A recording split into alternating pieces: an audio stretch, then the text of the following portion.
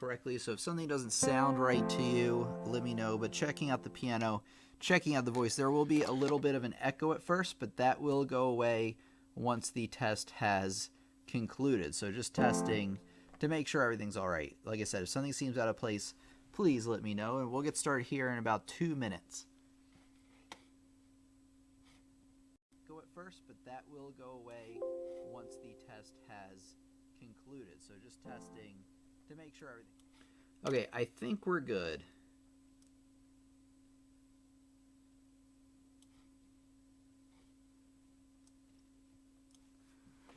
Greetings, everybody. Tim back here from Lessons on the Web. We'll get started here in just 2 or 3 minutes or so. So feel free to say hello, whether it's your first time out here or you're a returning student back to our classroom. Always love to hear from you. But if you want to sit back and relax and learn that way as well, that's totally cool with me. So we'll get started here in just a couple of minutes.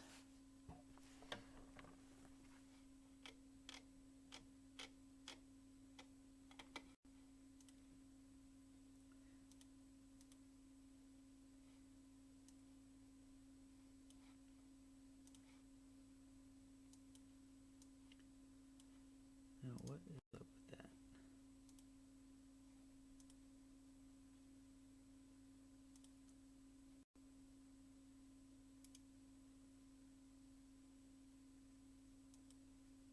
Hello, Stellarum. Welcome back to the classroom with us. So glad to have you here with us today. Now it's being weird. Why is it being so weird? All right, let me make some adjustments here real quick. Not sure, some last minute weirdness coming in, so it'll be just another minute or so.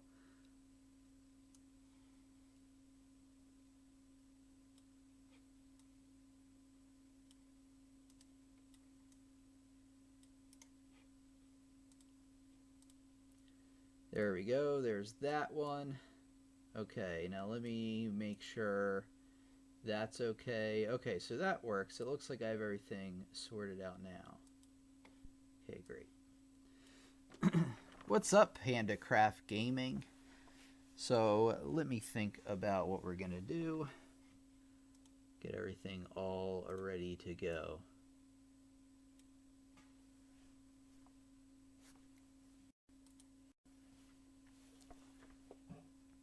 Okay, I'm going to do a live stream intro. It's just for the people in the live stream and just to see if I have everything set up correctly. So welcome out to our live stream class. Tonight we are talking about why notes are beamed together. If you want to come and learn with us live, check us out Fridays and Sundays, 8 p.m. Eastern Standard Time. So whatever time it is here for you right now, we meet Fridays and Sundays. So be sure to come out and learn with us there, and make sure when you subscribe to hit the bell. So it's right next to the subscription button, and you click on get all notifications, and then YouTube should notify you whenever we meet so you don't miss out. So make sure you do that. I would love to see you there. So let's take a look at what we got going on here. So let's see. I'd like us to quickly thank our supporters over on Patreon. You can learn more about that at the link there, patreon.com/lessons on the web. Okay, now let's bring it back here. Here we go. That's what we want. Okay, hello Cheryl, hello Pandacraft, hello Stellarum, and hello Fuddy Duddy, our usual strong group of students here again today. I wonder if Rich will come in here with us and some others. It's so awesome to be able to come here and meet with you and offer you the opportunity to learn piano with us all the way across the internet. It's so cool with this live streaming thing and YouTube. It's a really pleasure of mine to do this. Sometimes I'm a little tired at the end of the day, but I really, really do enjoy doing it. So let me think about what I'm going to say. Fire Flowers here once again today. Welcome, Fire Flower. So let's see. We got the big chat there. We got me there. Okay, I'm going to do the formal intro. I might have to take more than one take at this, but, you know, you got to get things right.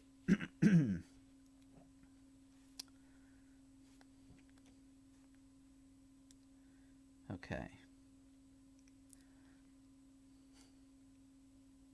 Hello, students, and welcome back to the classroom. Tim back here from Lessons on the Web once again, and today we are talking about note beams. So you know those things that beam together eighth notes, triplets, and 16th notes?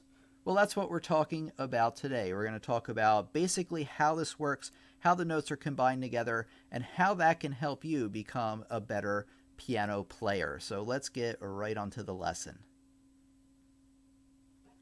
Hey, Ryan is back. I haven't talked to Ryan in forever. So we're going to do our normal lesson here, and then I basically did say hello to everybody. It's been a while, Ryan. Hopefully you are doing well. I'm doing a little bit better than I was in the past few months, but I'm still on the up and up. So things are going good. Okay, let's get started with the lesson here. Let me bring us back here. So today's lesson, obviously, the reason why notes are beamed together or are not.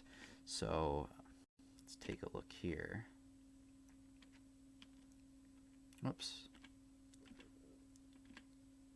Okay.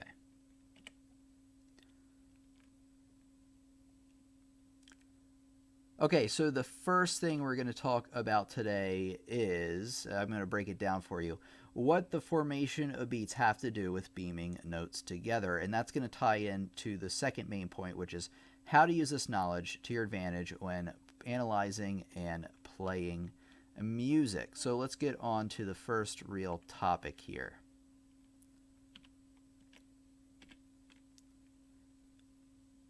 The first thing I want you to know is that notes are beamed together to form beats.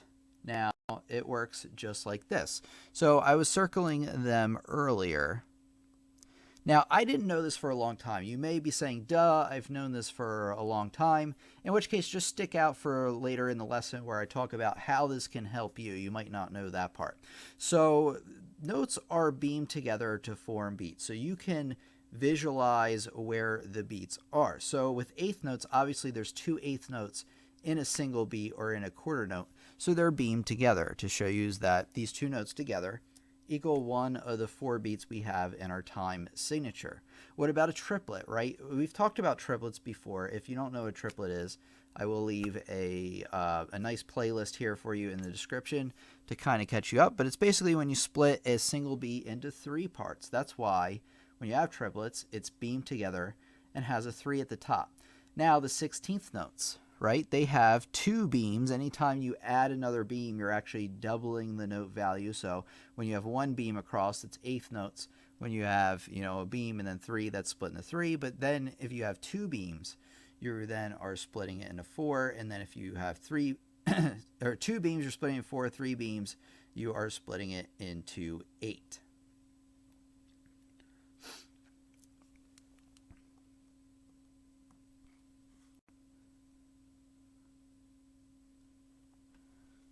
So let's just write out an example and take a look at how the notes will be beamed together.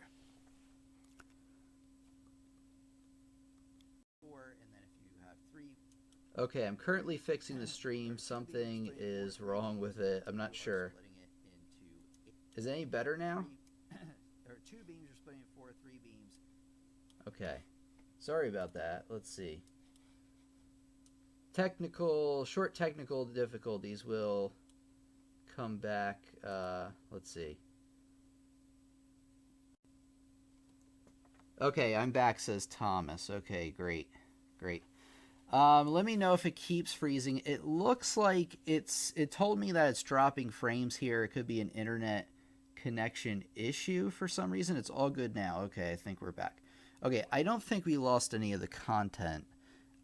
So if you didn't get to the thing where, if you can't find the part where I was talking about syncopations, let me know and I'll re-explain that. But I think we got through almost everything. Ryan's saying it's frozen again. Let me try this. Okay, working now. Okay, I think it's going to end up freezing and unfreezing. Let me think of a way around this. I'll tell you what, we're going to take a short break. Hopefully I'll be back in about a minute or so. I'm going to try to see if I can fix the what's going on here with the stream. Make it work a little better. It's good now? Okay. If it continues, let me know, and then we'll take a break and do it. Okay. Where was I now? Okay. Let me bring something up for you so I can explain the next part of the lesson. Let me do this first. Hold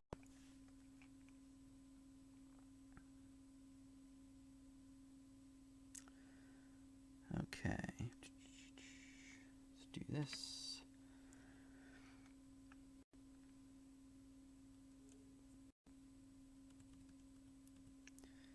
Okay. Where art thou? Really? Okay, I have to change something on my computer really quick. It should just take a second.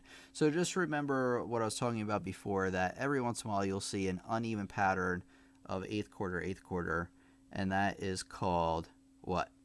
What was it called? Does anybody remember? Let's see here. Okay. Sorry, everybody. I need to move a file or so, or two.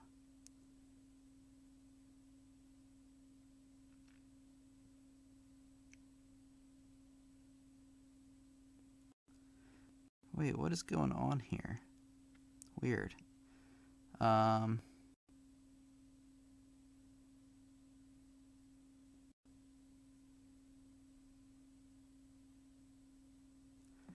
Well, anywho, let me bring up this then. I'll need to back up, but it shouldn't be a problem.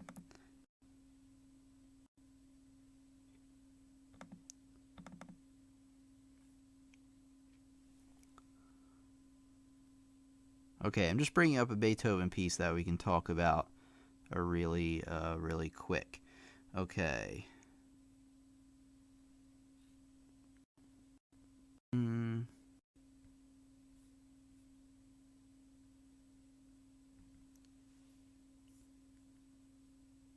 Okay, hey Tim, I had to finish yard work before it gets dark. Big family party next weekend.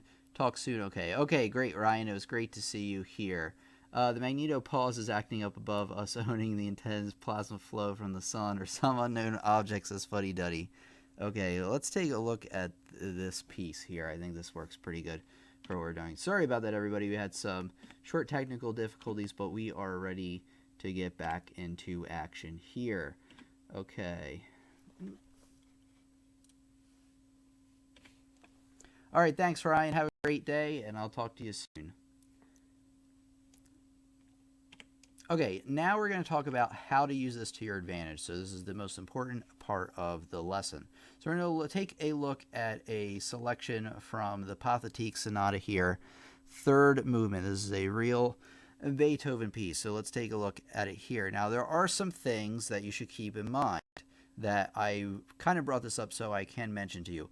Every once in a while, actually a lot of times, what they'll do is they like to beam 4 eighth notes together, and that is technically 2 beats. I think they do this because it's easier to see the flow of the notes when they do this. So this is one exception to the rule I was talking about, where they beam together notes to form beats. Sometimes they like to beam them, you have 4 eighth notes across, so that's really 2 beats. Just letting you know that that's something that does come up, but they still are used to beam together an even number of beats. So another thing you may be noticing is that the song starts with a pickup measure. It only starts with 3 eighth notes.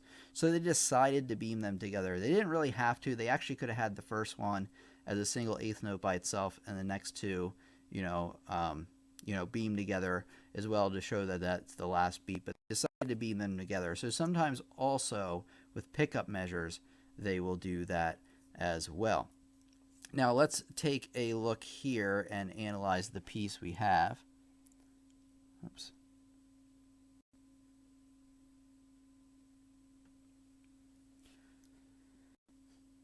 Okay, so here we go. So I can tell right away that, these are beamed together, so that makes up beat 1. These are beamed together, that makes up beat 2, beat 3, beat 4. And like I said, they do beam sometimes together 2 beats across just like that. So using that, this is where it all comes into play. You can figure out if you are playing incorrect beats, or you can tell if your counting is off, if you aren't, you aren't in your head combining these notes together properly. So for instance,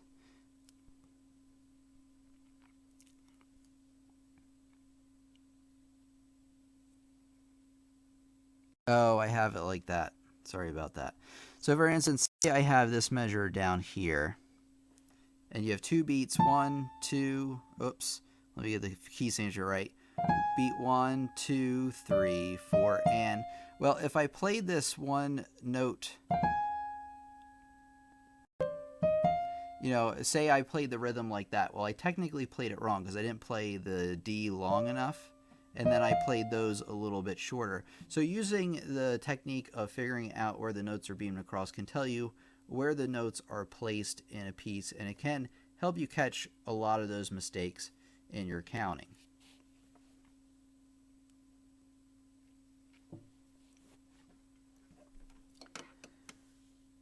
Okay, let's take a look here. Some people are still saying it's frozen, which is a little bit unnerving, but hey, you can't get rid of all these things. Rose Yana, hello Tim, sorry I'm late today.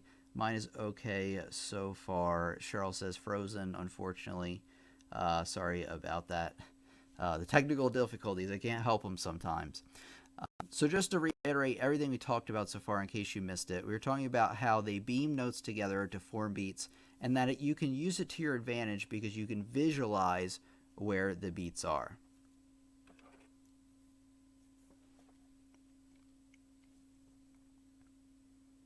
So it can really help you visualize where the beats are because right away I can know if I'm playing the correct amount of beats per measure. So you have beat 1 there, beat 2, beat 3, beat 4. Like I said, they do combine them into 2 beats at a time. So right away I know if I'm playing the correct amount of eighth notes, the correct amount for the quarter notes and things like that, and know that they are beamed together to make complete beats. I know it's pretty simple, but that's really where it comes in. Believe it or not, let me bring us back to this here.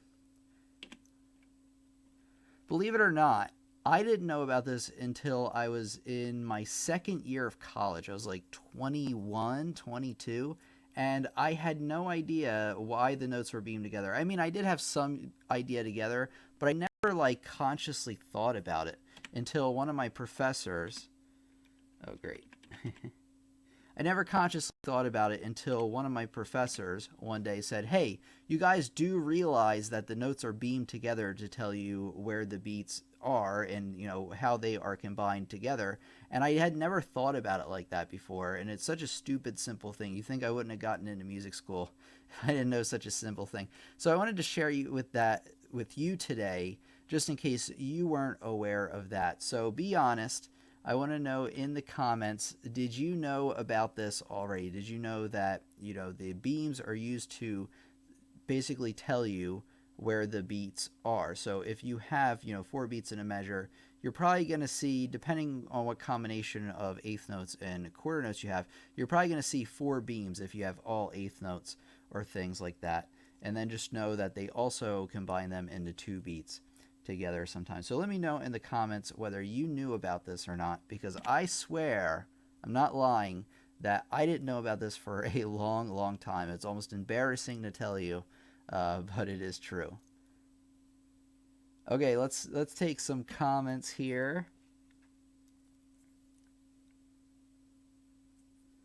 Okay, Fuddy Duddy, I thought was making a joke, but he says I was being very serious about the magneto pause, Tim. It really is being affected. Okay, so it's a solar. Are you saying it's a solar flare of some type? It seemed pretty fancy to me, according to Scott Planet X News. Oh, it's doing it again. It's telling me that again. So maybe that's it, everybody. Maybe we're experiencing some kind of solar disturbance or magneto pause, as Fuddy Duddy states. Cheryl says, okay now. So it looks like I can't really do anything about it. Sorry about that. So if you feel, so let me know in the comments right now. Did you know that beats were beamed together based on the amount of beats they had? Cheryl says, I didn't know about it.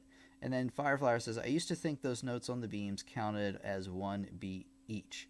Yeah, so they're not 1 beat each. They're 1 beat all together. So they're basically used to, put the notes in baskets of the appropriate amount of beats that it needs to have.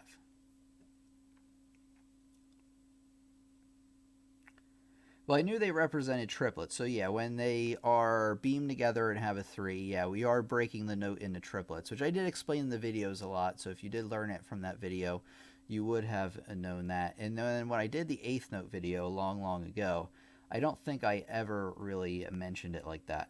They do not know the exact source, but the magnetopause has actually collapsed a few times today. Okay. Crazy.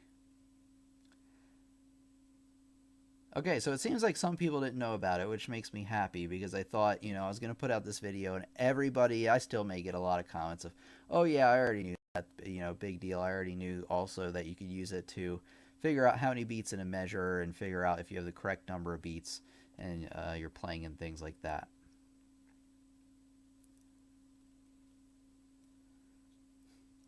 Okay, while we're kind of taking questions here, feel free to let them roll in here. Let me check something really quick, everybody. Okay.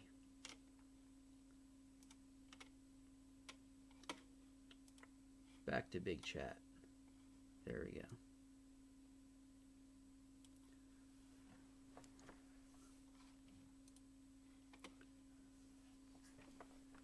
Okay, let me show you some stuff here on the website that I want to tell you about.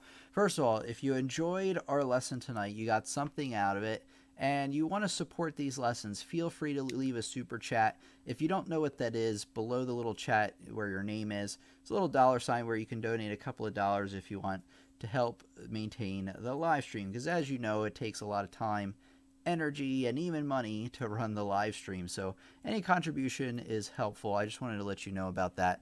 But let me show you what I really want to show you here.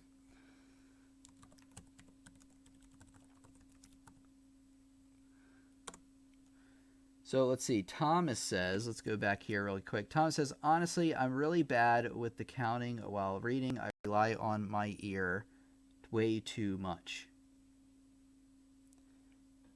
Wow, my internet is even like dead. Oh, there we go. I thought it was gone for a minute there.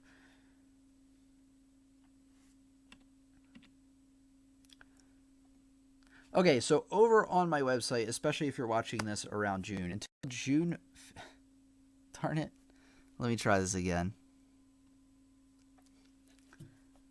So over on my website, pianolessonsontheweb.com, I really wanted to let you know about it because if you like the lessons over here on the channel, you will really like what I have over there. So what is it all about? Well, I have over 25 courses that I've made designed to help you learn a lot more about piano and music.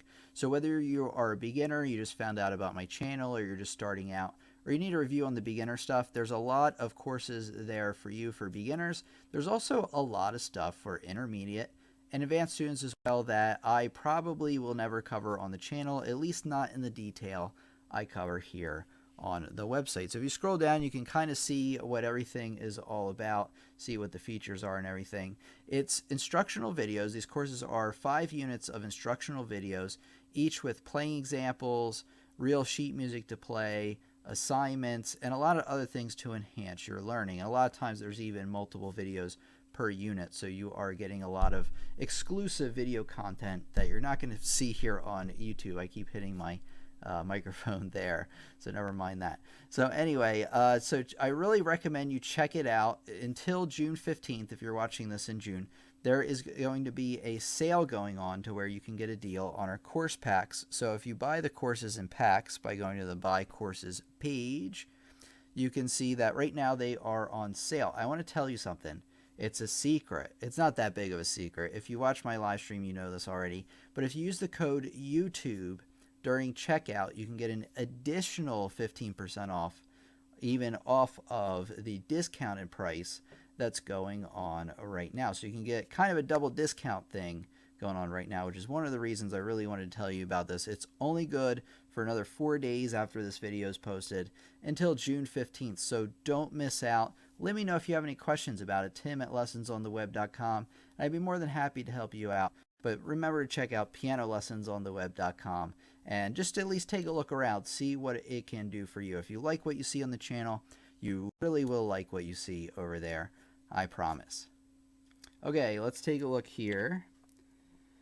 Back to the chat, we have, yeah, me too, says Fireflower. That's why I only learn pieces that I already know about, because I already know what it sounds like, which actually isn't a bad technique. It isn't a bad way about going about things. Let's see here.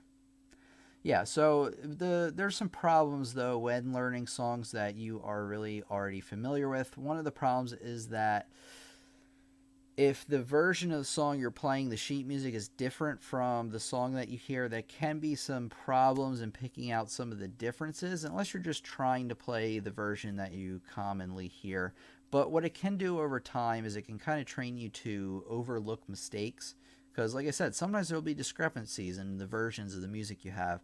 And if you're just kind of ignoring them and relying on your memory too much, and sometimes that brings me to another point, there's something called false memory, where we think we remember the beat to a song, but it's really slightly different, and we don't realize it until we either listen to that music again or we go through and look at the sheet music and we're like, oh wow, I can't believe that rhythm, I've been thinking that it was this whole time, was a little different. So there are some disadvantages to learning a song that you already have in your ears, but if you aren't quite as good at rhythm and things like that, that might be the way to go.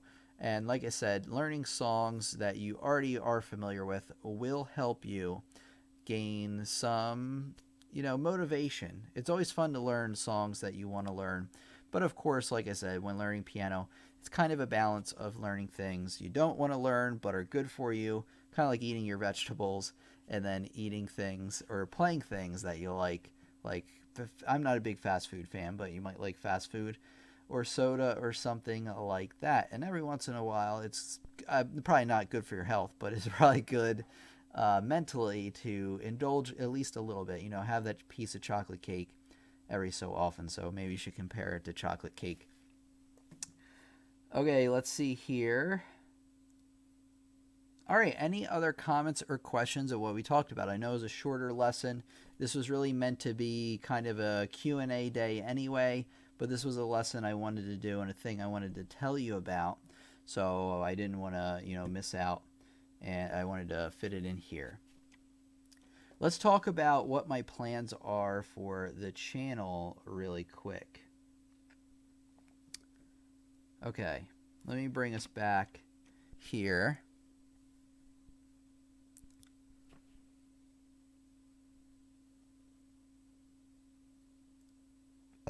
Excuse me. Okay, so as you can see, if you go to pianolessonsontheweb.com, take a look at the community page and scroll down. You can see the calendar of when we're meeting and what we're talking about. I have the next few lessons fleshed out and scheduled here that I want you to take a look at. So on Friday, we're coming back with our big lesson. If you don't know, Friday is really the big lesson day, and then Sunday is the day where we kind of meet. There might be a mini lesson, kind of like we did today, where we meet and I answer your questions. So piano lessons to learn for hand independence is what's coming up on Friday. I think it's going to be a really, really good lesson for those of us who are looking to become better at playing with both of our hands at the same time. And I'm going to give you a list of songs that I recommend that aren't impossible to play, but really will, by learning these songs, help you develop your two-hand independence and coordination. So you want to check that out on Friday, 8 p.m. Eastern Standard Time. I'm excited about it. It's going to be a really great one. You don't want to miss it. So Sunday on June 18th, we're having another community Q&A. Like I said, I might fit in a mini lesson there. And then the following week is the Mat for Beginners, Learning How to Play Piano. I changed the title slightly in the official version, because if you don't know, I obviously write up the PowerPoint and the outline and things like that. So I kind of do it that way. And then we have right hand piano exercise for June 30th. If you notice, and then in July, we're going to talk about how to play piano more smoothly. If you notice after that, I don't really have anything else written. What I've been doing, I've been putting a lot of work into that this week. We met last week, and you guys and girls told me about a ton of lesson ideas you had that I thought were really good. Some of them I was thinking about maybe doing, but you've convinced me that it's something that a lot of students probably want, or you phrase it in a way that was really helpful for me to get a grasp on. And you also gave me some ideas that I never thought about. So I've been putting a lot of work into drafting up the lesson ideas basically for the rest of the summer, probably even into the fall, and maybe even into the new year, that far ahead. I don't have them exactly where I'm going to schedule them out, but the lesson ideas I'm really working through, really thinking about, all right, what would make a great lesson for people who are familiar with the channel or maybe new to the channel as well. Hey, Kunj, how you doing, buddy? All right, Stellarum says, can I explain more about triplets? So that's just what I want to let you know about what's coming up with our wonderful channel. So let's take a look here. If I could only get... Oh, that's right. That's why it was so confusing to find. I'm in the right mode already. So can I explain triplets? Yes. So first, I want to re-explain quarter notes. Quarter note gets one beat. You just count it and you say 1. Pretty easy, right? Or 1. Now, you can split a note up into 2 parts.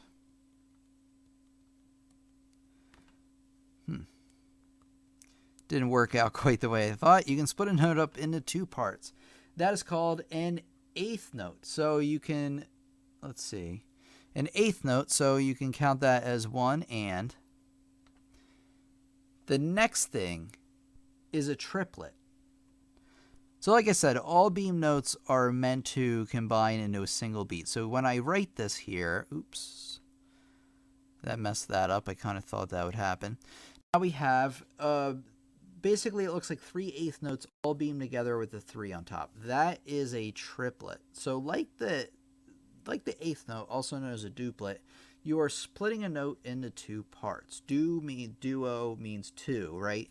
Try means 3. We're breaking the beat up into 3 parts. Here's how you count triplets. Remember, eighth notes is 1 and, but a triplet would be whatever number beat you're on. This happens to be 3, so beat 3.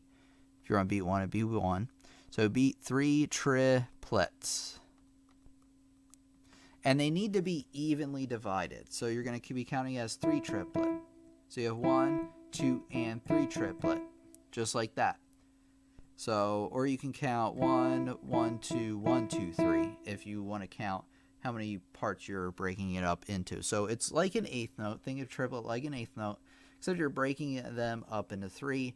And my favorite way to do it is say whatever number you're on plus is the first syllable. You have tri is your second, and then plet is your third. 1 triplet, 2 triplet, 3 triplet, 4 triplet. So those are how you do triplets. Okay, let's see. Fuddy Duddy says, can you give us an audio example of the triplets and other notes barred? Yeah, so I did kind of play them just now, but I can play... I don't know. I mean, I can play this. That doesn't work out too well. That's not really what I was looking for. Okay.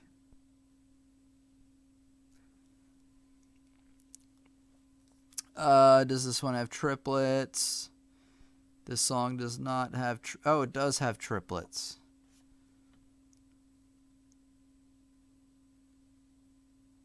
Okay. Bringing us back here. Let's see, all content. That looks pretty good. Okay. Testing. All right. I think I got it now. Looking good. Okay, so in the song right here in this measure, we have some triplets. I'm just going to be playing the right hand. So this is how you're going to be counting them. You're going to be counting them, and sometimes they don't have the 3 written under them. Just keep that in mind. So this is going to be counted as, we have 4 beats in a measure, so it's going to be counted as 1 triplet, 2 triplet, 3 triplet, 4 triplet. So you have 1 triplet, 2 triplet, 3 triplet, 4 triplet if you wanted to play it really fast. So that's how you would count out in a real piece of music. And then if I just wanted to count out the single beats and then without counting out the triplets, it would sound like this. 1, 2, 3, 4, once you get good at triplets, you don't need to say trit and plet all the time. As long as you know what beat you're on, and then you're evenly dividing up the beat into 3 parts. Oops. Just like that.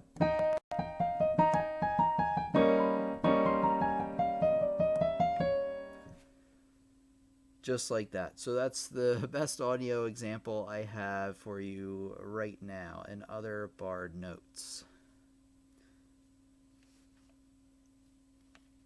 Okay, back to the chat. So anybody else have any comments or questions for tonight? Stellarum, was that a good explanation for you? I do have a lesson on how to count triplets that you should check out. Let's see if I can find it for everybody. If you ever want to find one of my videos, this is probably the best way, the way I'm going to tell you now. I can obviously give you a link to it, but what you should do is you should type in what you're looking for. So type in triplets, and then just type in lessons on the web. And yeah, there you go. Playing triplets right there. So it'll bring up pretty much what you need. The polyrhythm one is good too. Man, this thumbnail tonight, I'm liking it. The ones with the beams on it. Or you can check out that we're meeting live right now. But you're already here. Olivia is here once again. Is she? Hello, Olivia. Or are you Olivia Chow? Oops. Yes, Tim. Thank you, says Stellarum.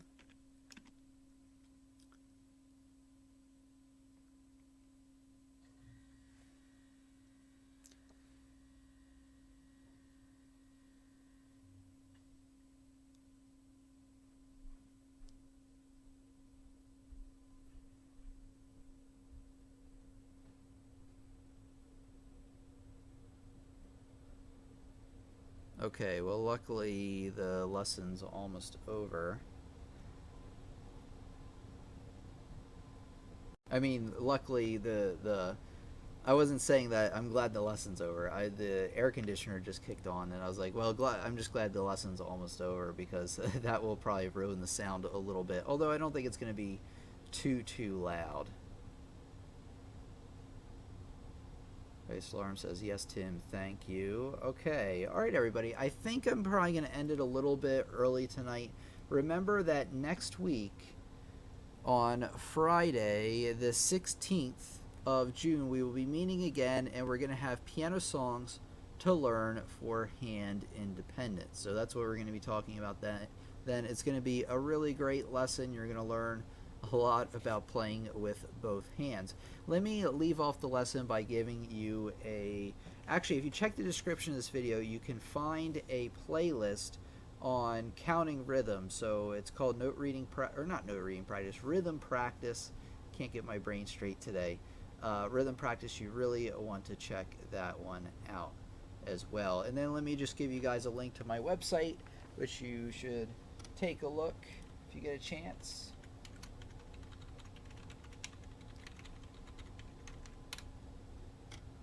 And there we go. All right.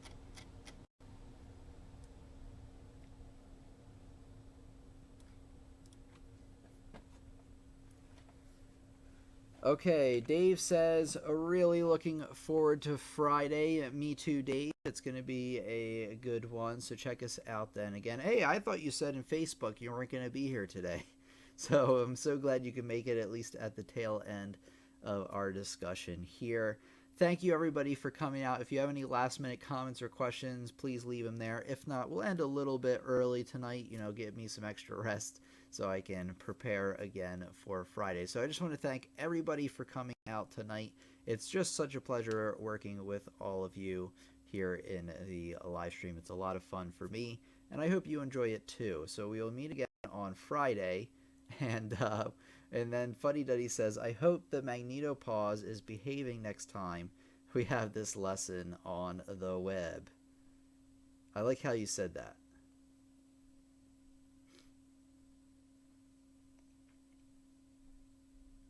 All right, everybody, so if you learned something from this video, smash that like button. It lets other people know they can learn from this lesson as well. And I want to thank you so much for being a part of this classroom which means a lot to me. So we will meet again on Friday.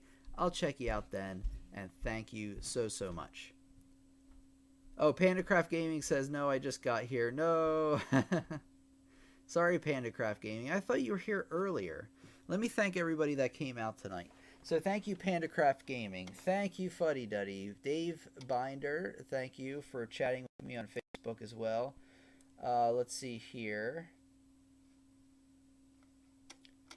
Okay. Fuddy Duddy, Coonj, Stellarum, thank you very much. Fireflower, Thomas, it was great having you with us here today. Cheryl, pleasure as always. Rose, thank you for coming. Ryan, so happy you could make it, even though you had to skip out a little bit early. And I think that's pretty much it.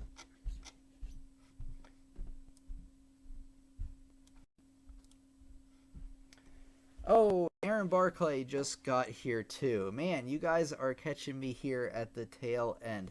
So let me just kind of tell you what we were talking about tonight real quick. We were talking about beaming notes, as you could tell from the title and the thumbnail. And basically, you'll want to check out the recording to kind of get the full lowdown, but it was a very short lesson.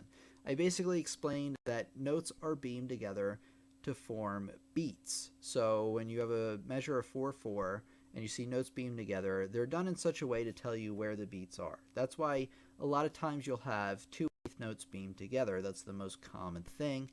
And that's basically to tell you that, hey, these two notes join together to make eighth notes. I went in a little bit more detail about some exceptions you may see. You may see some things that don't correlate with what I said, and I give some reasons why.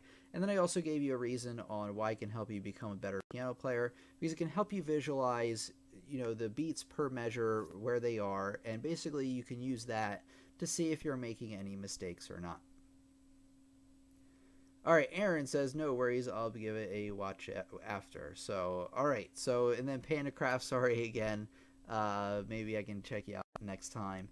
If you had a question, let me know in the comments of this video, and I'd be more than happy to help you out. But I'm going to sign out for now, everybody. Thank you so much for being a part of the classroom, and I'll talk to you on Friday. Maybe a little bit before if I can sneak in a daytime live stream, but I'm not 100% sure about that. So at least I'll see you on Friday.